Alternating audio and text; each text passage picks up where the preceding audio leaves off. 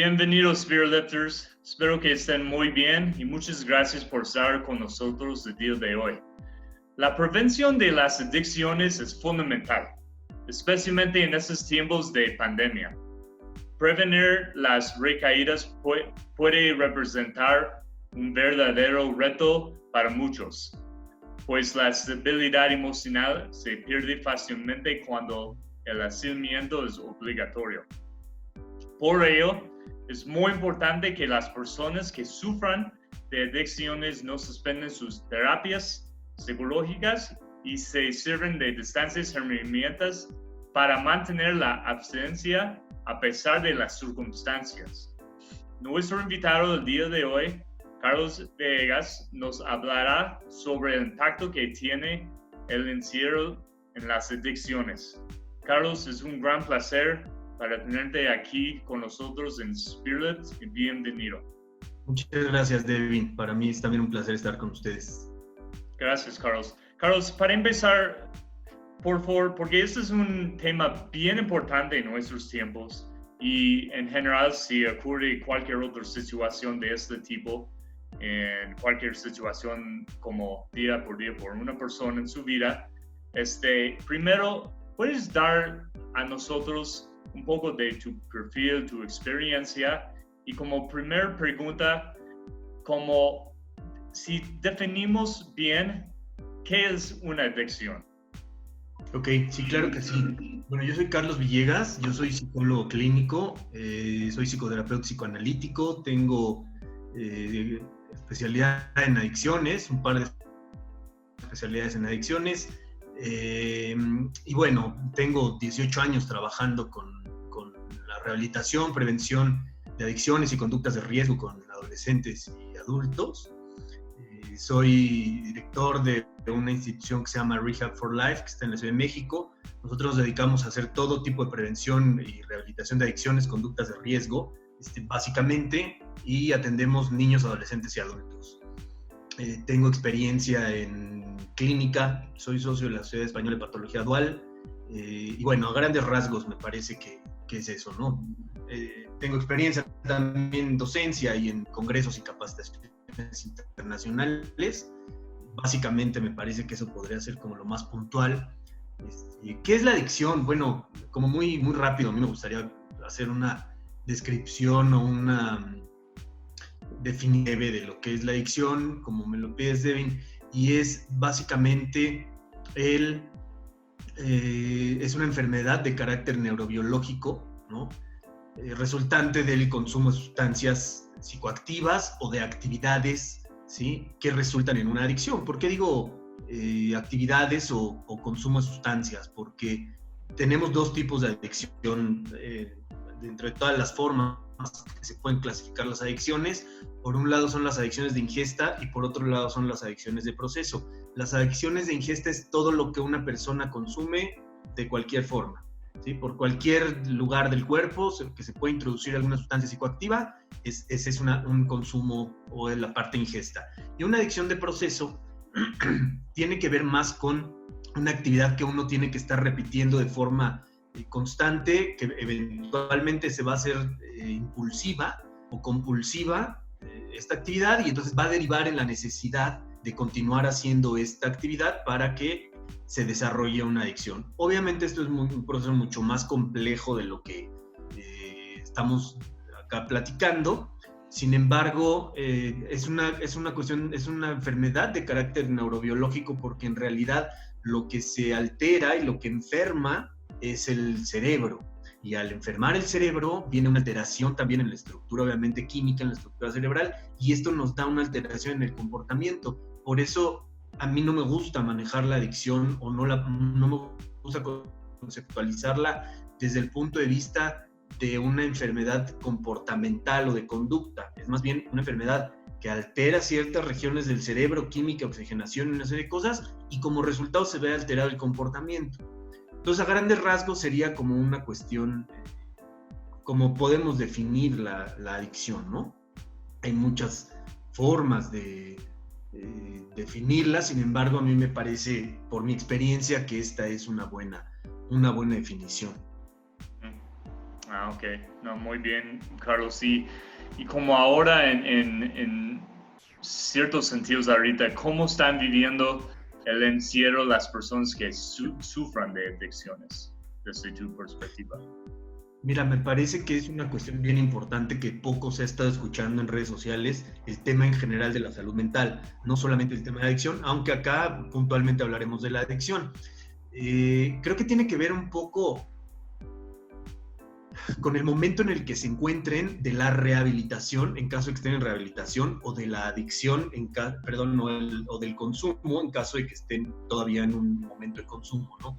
Si están en un momento de consumo, bueno, evidentemente habrá consumo importante, seguramente, como hay cuando no se encuentra en un momento cuando se encuentra en un momento normal de la vida sin aislamiento, ¿no? Sin embargo, cuando están ya en abstinencia y es un adicto que está en abstinencia y que está en aislamiento, me parece que tiene que ver con el momento en el que se encuentran. Si es una persona que tiene un proceso de rehabilitación ya avanzado, que tiene ya más familiaridad con su propia enfermedad, que tiene estrategias para manejarla, para sobrellevarla, que saben qué es lo que les hace recaer. Entonces, teniendo esos recursos emocionales, probablemente la puedan sobrellevar de mejor manera o de una manera emocionalmente más estable.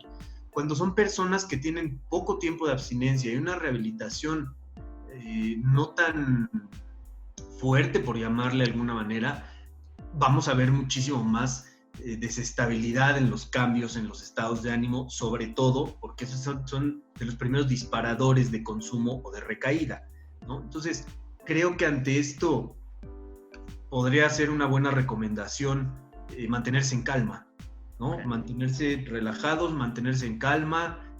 Yo digo, bajo una condición de aislamiento como la que estamos viviendo en el mundo, las verdaderas patologías y las verdaderas situaciones mentales y emocionales que padecemos las personas salen, ¿no? Yo digo, se asoman las verdaderas problemáticas emocionales porque frente al aislamiento tenemos menos distractores, ¿no? Como los que tenemos en la vida cotidiana. Entonces, yo creo que un buen primer acercamiento a este tema sería mantener la calma, mantenerse relajados, estar haciendo actividades que les permitan tener un mayor nivel de tranquilidad, que no se expongan a situaciones tanto de frustración.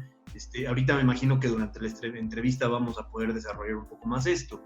Sin embargo, creo que sería bastante bueno poder mantener estados emocionales estables, ¿no? Dentro del aislamiento, sobre todo las ansiedades y las depresiones, notan mucho, ¿no? Entonces, parecen mucho, se agudizan en caso de que ya existan, ¿no? En las adicciones, bueno, obviamente la ansiedad es uno de los principales disparadores de consumo para recaer.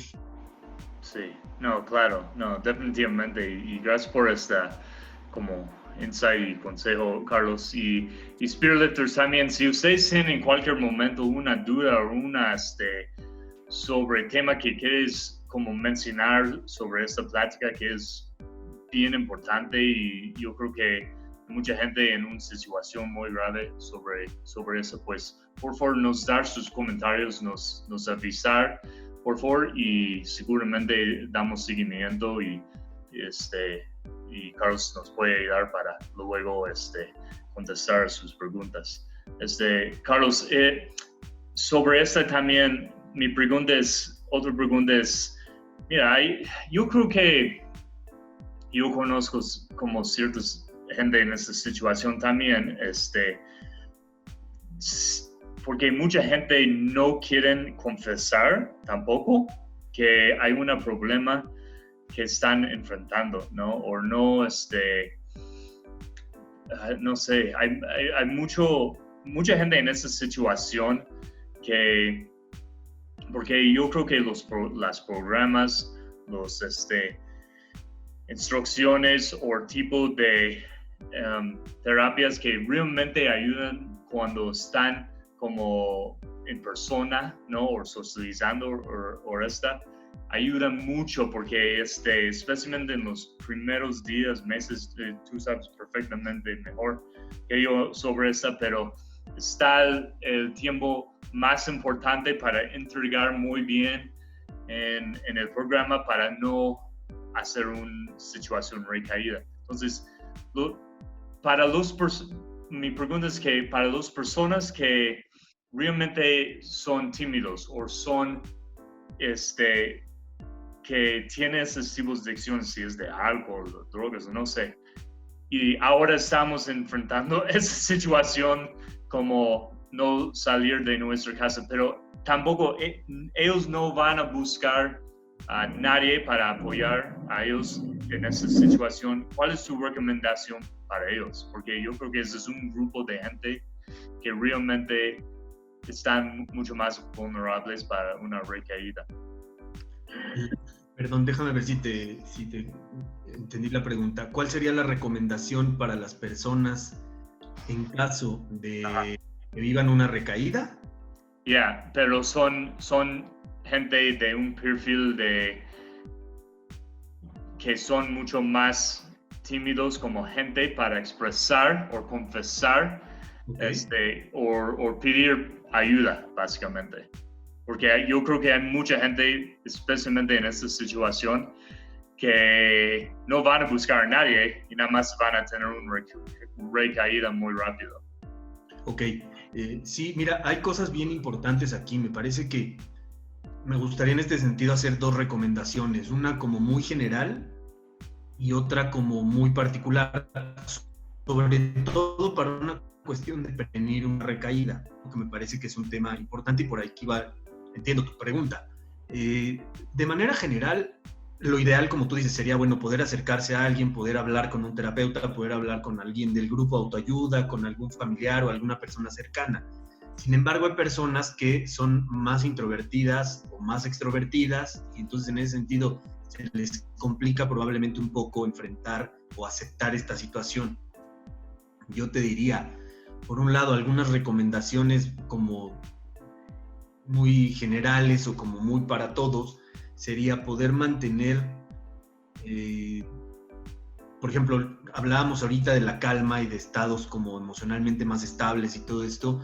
Algunos tips podrían ser respiraciones, técnicas de respiración, técnicas de meditación, ejercicio, una buena alimentación, tener, por ejemplo, un grupo si alguien asiste a un grupo de psicoterapia, de algún grupo de autoayuda como Alcohólicos Anónimos, Narcóticos Anónimos, que puedan tener a lo mejor sesiones. Yo el otro día estaba con un paciente también en videollamada y él me comentaba que en su grupo habían habilitado esta opción de Zoom para poder tener su reunión de Alcohólicos Anónimos por Zoom y estaba pues todos los que quisieran del grupo, ¿no? Entonces me parece una gran alternativa respecto a poder continuar con una estructura de vida, ¿sí? Lo más parecido a como era allá afuera, vamos a decir, ¿no? Que con esto, bueno, y obviamente poder tener una psicoterapia, probablemente si tenían algún proceso psicoterapéutico, poder retomarlo o continuarlo a distancia, ya sea por videollamada o teléfono, y si no, poder tener acceso a alguno, ¿no? Buscar a lo mejor algún terapeuta que esté trabajando de esta manera, poder buscar algún grupo de autoayuda que esté trabajando que continúen sus sesiones de autoayuda para poder dar una estructura lo más parecido posible dentro del aislamiento, o sea, dentro de casa, lo más parecido posible a lo que pasaba afuera. Con esto paso a las recomendaciones más generales, ¿no? Que sería, bueno, las primeras serían obviamente meditación, respiración, ejercicio, mindfulness, obviamente tu psicoterapia, el grupo, todo esto. Y hay otras un poco más puntuales, más particulares, que tienen que ver justo con esto, con poder hacer una estructura dentro de casa como era afuera. ¿A qué me refiero con estructura? A poder tener una disciplina en actividades que uno ya tenía afuera, ¿sí? Es decir, trabajo, escuela, a lo mejor ejercicio, o sea, las actividades que hacíamos en la vida cotidiana, poderlas continuar dentro de casa, ¿no? A eso me refiero con una estructura. Y entonces, pararme probablemente no exactamente a la hora que me iba a trabajar, porque bueno, hay tiempo de traslado y todo esto, pero eso a lo mejor permitirá dormir un poco más o descansar un poco más. Entonces, pero pararme después que puedan a lo mejor bañarse, después desayunar, empezar con su trabajo, se hacen home office o con su escuela en caso de alguien que esté estudiando, de ahí poder hacer ejercicio, o sea, llevar una rutina lo más parecido dentro de casa a lo que pasaba afuera, ¿sí? ¿Por qué? Porque esto lo que va a permitir mentalmente es una estabilidad, una estructura mental para que, haz de cuenta como si le estuviéramos diciendo a nuestra mente, a nuestro cerebro, estamos haciendo exactamente lo mismo que allá afuera, pero aquí adentro. ¿Por qué? Porque eso va a mantener también los estados emocionales mucho más constantes. Si nosotros decimos, bueno, pues me voy a quedar todo el día en la cama y voy a trabajar desde mi cama y voy a comer en mi cama y voy a hablar con mis amigos en mi cama, todo lo hacemos en el mismo lugar y esto empieza a crear cansancio, empieza a crear sensaciones de aislamiento, sensaciones de encierro, ¿sí? Entonces, es importante designar, por ejemplo, un lugar para trabajar, un lugar para ver la tele, un lugar para comer, por ejemplo, la cocina, el comedor, ¿sí? La cama, la recámara es exclusivamente para dormir y probablemente por ahí para leer, para ver la tele, pero no hacer todas las actividades dentro de la recámara, que si no, entonces lo que hacemos es poner toda nuestra vida en un espacio donde pues, difícilmente vamos a salir y entonces, ¿cómo le indicamos a nuestro cerebro o a nuestra mente que estamos tratando de mantenernos haciendo lo mismo que afuera? En un solo lugar, en un solo cuarto es complicado. Entonces esto va a crear ansiedades, va a crear depresiones, va a crear cosas de este estilo, ¿no? Entonces, por ejemplo, hacer videollamadas más que WhatsApp y cosas de este estilo es importante, pero también es fundamental poder estar viendo a las personas, ¿sí? Lo más conectados con el exterior posible sin salir, ¿no? Para las personas que tienen la posibilidad de quedarse en aislamiento, ¿no? Habrá gente que, bueno, por diversas razones no. Entonces, este tipo de cosas, disminuir también, por ejemplo, el consumo de sustancias estimulantes como el café, ¿no? Esto es importante, ¿por qué? Porque ayudamos a mantenernos más estables también, ¿no? Evitar, por ejemplo, guardar sustancias, alcohol, algunas otras drogas, ¿no? Como sí poder no estar en contacto ahorita con estas sustancias, aunque se esté en abstinencia. ¿Por qué? En México tenemos una frase que dice que el que hambre tiene, en pan piensa, ¿sí? Entonces, esto quiere decir que si yo tengo cerca alguna sustancia y de pronto entro por alguna situación en algún momento de frustración, de enojo, de ansiedad, de tristeza, de cualquier cosa, producto a lo mejor del aislamiento o de cosas que pasan en el trabajo, en la escuela, muy fácilmente, ¿sí? van a poder tener acceso a una sustancia. Entonces, muy fácilmente puede venir una recaída, ¿no? Otra cosa importante es no estar rumiando, no estar pensando que si cómo va a pagar la escuela, que si la renta, que si el gas, que si el agua, que si cuando salgas ya se me fueron los clientes, ¿qué va a pasar? ¿Por qué? Entiendo que es un momento difícil en ese sentido, pero el tratar de estar lo más tranquilos posibles y no pensar en cosas a las que no le podemos dar solución en este momento, va a aligerar la carga y nos va a dejar mucho más tranquilos, ¿sí? ¿Esto qué efecto va a tener? Que disminuyamos la posibilidad de tener algún tipo de ansiedad, algún tipo de frustración, algún tipo de enojo, de tristeza, de emociones disparadas que pongan en riesgo de una recaída, ¿no? Respecto, como muy puntual respecto a lo que comentabas de cómo le hacemos con la gente más introvertida, me parece que estos son buenas herramientas, el poder tener ellos una estructura dentro de casa, mantenerse estables. Esto ayuda a mantenerse emocionalmente más saludables. En ese sentido, no va a importar tanto la introversión, ¿no? Porque la introversión juega chueco cuando uno se encuentra frustrado, cuando uno se encuentra enojado, cuando se encuentra en algún estado emocional inestable, ¿no? O de vulnerabilidad. Entonces me parece que esto les puede ayudar bastante a estas personas pues mucho más introvertidas, ¿no? Sí, no, eso es muy valioso, Carlos, la verdad, y Espero que la gente como están en esa situación toma en cuenta mucho esos consejos y esas recomendaciones, la verdad. Y última pregunta, Carlos, si, no sé, si alguien no, por ejemplo, si tienes una sesión con alguien y tú ves que, pues, la manera como apoyarles no está funcionando como desde remoto, ¿no? Y obviamente pues nuestra responsabilidad es quedar en la casa. Hay una manera contingencia o manera como emergencia para ir a su casa para apoyarles en caso que su recaída es muy, muy drástico y como apoyarles de una manera para que no pase algo mucho más peor. Mira, aquí se puede ver desde dos formas. Por un lado, es importante que se mantengan acompañados de alguien, ¿sí? Entiendo que hay personas que viven solas y que, bueno, están sin nadie y están en aislamiento. ¿Por qué digo que es importante que se acompañen de alguien? Porque si hubiera una recaída, bueno, de entrada, el estar acompañado hasta cierto punto ayuda en relacionarte, aunque sea dentro del mismo espacio, con la misma o las mismas personas siempre, pero ayuda, ¿no?, un poco a sobrellevar mejor el aislamiento sin estar completamente solo.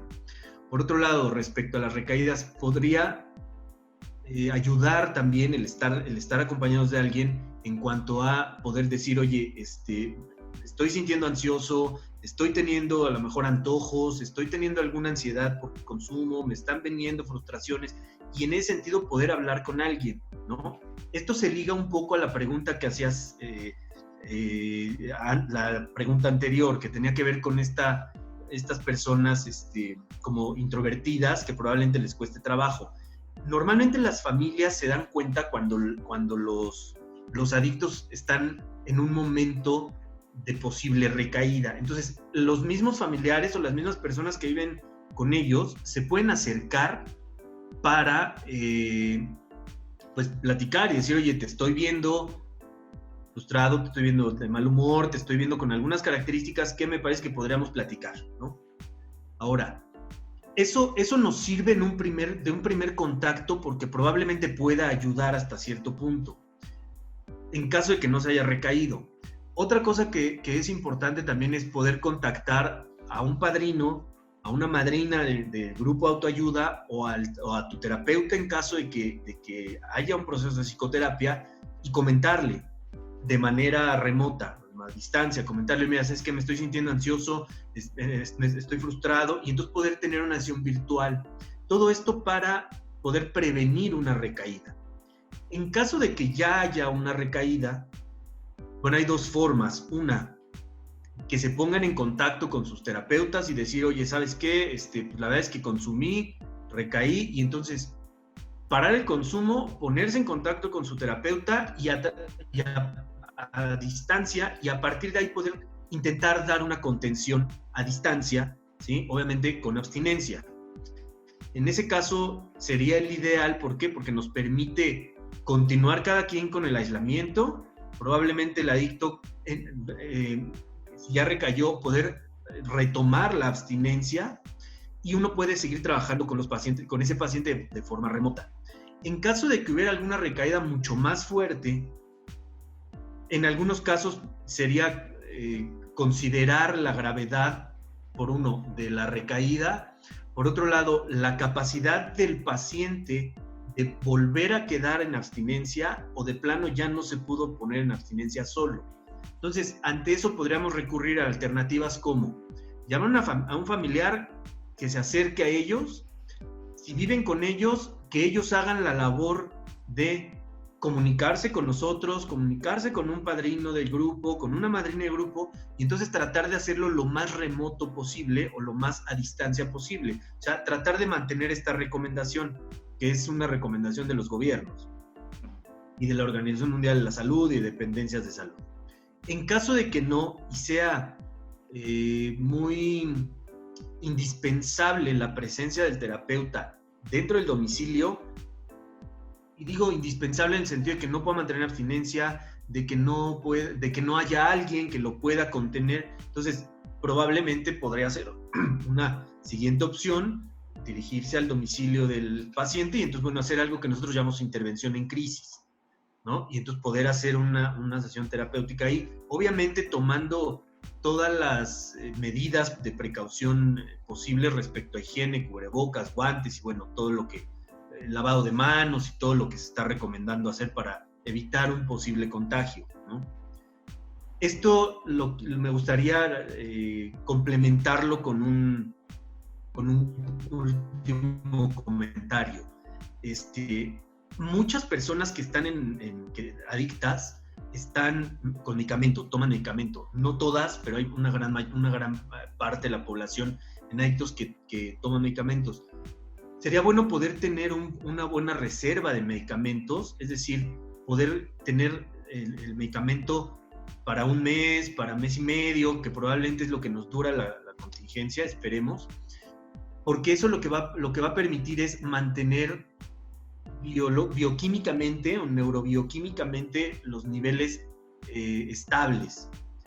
Esto nos va a ayudar a disminuir ansiedades, a manejar una probabilidad de recaída desde lo farmacológico, ¿sí? Entonces, si por el contrario no se prevén en comprar medicamento suficiente, lo que pueden pasar son dos cosas. Una, que se termine el medicamento y puedan entrar en una especie de ansiedad, ¿sí? Como por la complicación, sobre todo en las primeras etapas de la rehabilitación o de la abstinencia, por la complicación de mantener ellos solos, manejar ellos solos la abstinencia. Y por otro lado, lo que puede suceder es que el medicamento esté agotado por la misma característica de la situación de la pandemia, ¿no? Por distribución, por un montón de cosas. Entonces, si se agota el medicamento y ellos no están con su medicamento y lo tienen que tomar, la posibilidad de que se vayan apareciendo ansiedades va a ser alta. Estas ansiedades pueden llevar a una recaída. Entonces, creo que es un cúmulo de cosas. Puntualmente para la pregunta, en casos estrictamente necesarios, sí se puede acudir al domicilio y se hace algo que se llama intervención en crisis, como te lo mencionaba. Pues muchísimas gracias, Carlos. Muy, muy buena como perspectiva sobre todo esta y todo el tema en general. Y Spiritlifters, cualquier duda o pregunta, si ustedes tienen sobre eso, por favor, no dudes en ningún sentido avisar a nosotros, dar sus propios comentarios y lo checamos bien, la verdad. Y Carlos, para la gente que conoce más de ti, ¿dónde pueden encontrar tu información? Sí, mira, les dejo la página de nuestro sitio web, que es www.rehabforlife.com.mx. Ese es el sitio web. Tenemos también un correo electrónico por cualquier duda, consulta, cosas que quieran preguntar. Adelante, siempre hay alguien que contesta. Incluso en contingencia, incluso en vacaciones, siempre contestamos. El correo es contacto@rehabforlife.com.mx. Tenemos también una página de Facebook, una fanpage, que nos encuentran como Rehab for Life. Y tenemos también un número de WhatsApp, por ahí también para hacer dudas, preguntas, cosas de este estilo, que es 55 8765 2982. Ahí nos pueden enviar preguntas, cosas por WhatsApp y bueno, toda la información en general, ahí está el sitio web, está Facebook y un correo electrónico y bueno, es donde nos pueden encontrar. Perfecto, Carlos. Pues vamos a incluir Spiritlifters toda la información que ha mencionado Carlos en la descripción de abajo. Carlos, te agradezco mucho su tiempo el día de hoy y su valioso como insight sobre esta conversación. Muchas gracias y nos vemos en el siguiente video, Spiritlifters. Que tengan un buen día. Buena tarde.